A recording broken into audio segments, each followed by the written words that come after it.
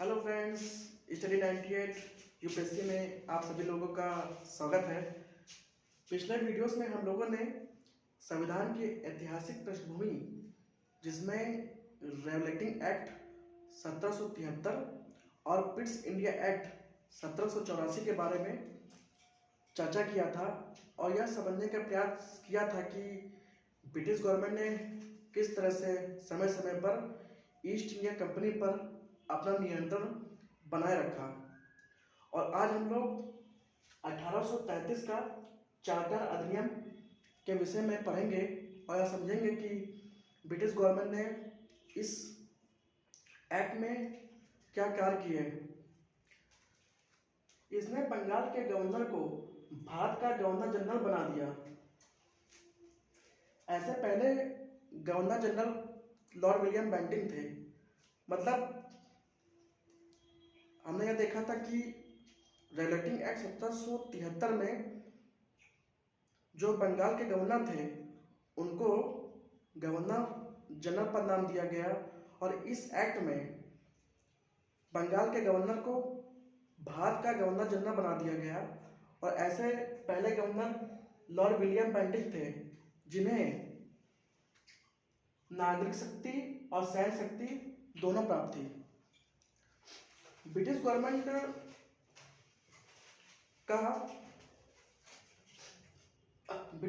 का भारत में केंद्रीकरण की दिशा में उठाया गया एक निर्णायक कदम था और ईस्ट इंडिया कंपनी पर नियंत्रण करना ब्रिटिश गवर्नमेंट का एक उद्देश्य भी था। और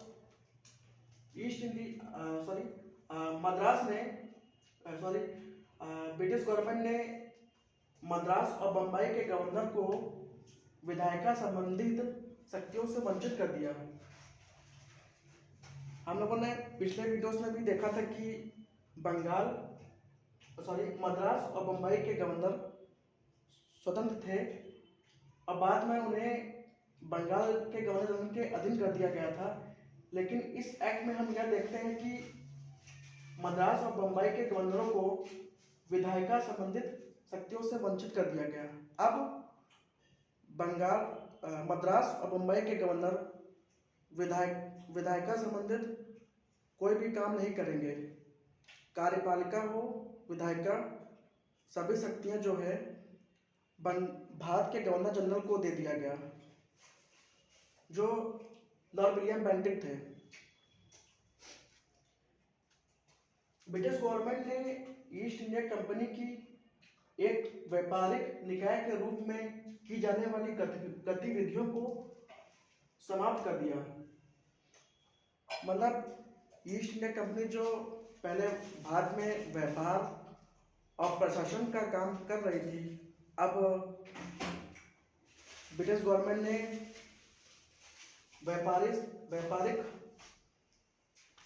निकाय या कहें कि व्यापार से संबंधित सभी कार्यों को समाप्त कर दिया। और अब ईस्ट इंडिया कंपनी का काम सिर्फ प्रशासनिक संबंधित कार्यों पर ही रह गया, जो 1858 तक जारी रहा।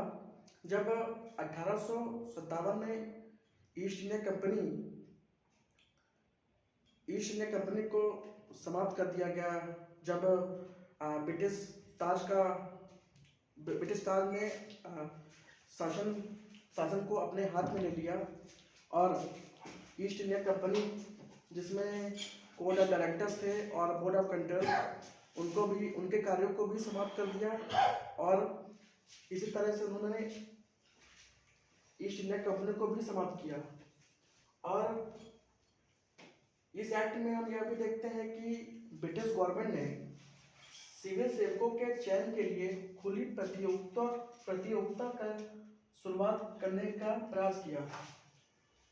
ब्रिटिश गवर्नमेंट भी यह समझ रही थी कि भारत में अगर शासन अच्छे से अपना स्थापित करना है या चलाना है तो हमें भारतीय नागरिकों को भी ब्रिटिश गवर्नमेंट में भाग लेने का एक अवसर देना चाहिए, जिससे वह गवर्नमेंट में अपना कोई एक अच्छा पद ग्रहण कर सके। कोई भी व्यक्ति हो, उसे कोई पद दिया जा सके जिससे एक अच्छा व्यापार भारत में किया जा सके। लेकिन जो सिविल सेविका की खुली प्रतियोगिता का जो आयोजन किया गया, उसको ब्रिटिश गवर्नमेंट को समाप्त करना पड़ा, क्योंकि कोड ऑफ डायरेक्टर्स, हम लोगों ने पिछले वीडियोस में भी पढ़ा था कि जो कोड ऑफ डायरेक्टर्स नाम की जो संस्था का स्थापना किया गया था 1773 के रेगुलेटिंग एक्ट के तहत, कोड ऑफ डायरेक्टर्स खुली प्रतियोगिता के विरोध में थी। इसलिए ब्रिटिश गवर्नमेंट ने इसको समाप्त करने का विचार किया और भारत में एक अच्छा शासन स्थापित करने के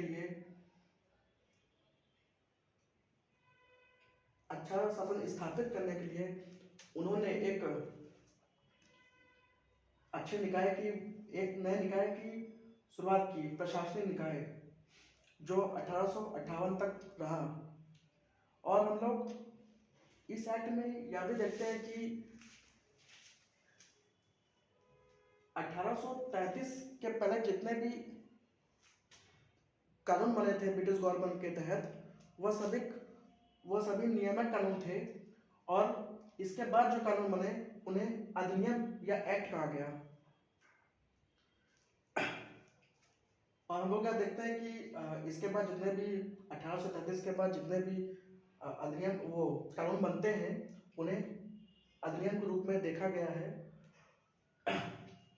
ब्रिटिश गवर्नमेंट समय समय पर ईस्ट इंडिया कंपनी के लिए कानून बना रही थी, और वह यह समझ भी रही थी कि अगर भारत में एक अच्छा शासन स्थापित करना है तो हमें ईस्ट इंडिया कंपनी को मजबूत तो करना है, लेकिन उसको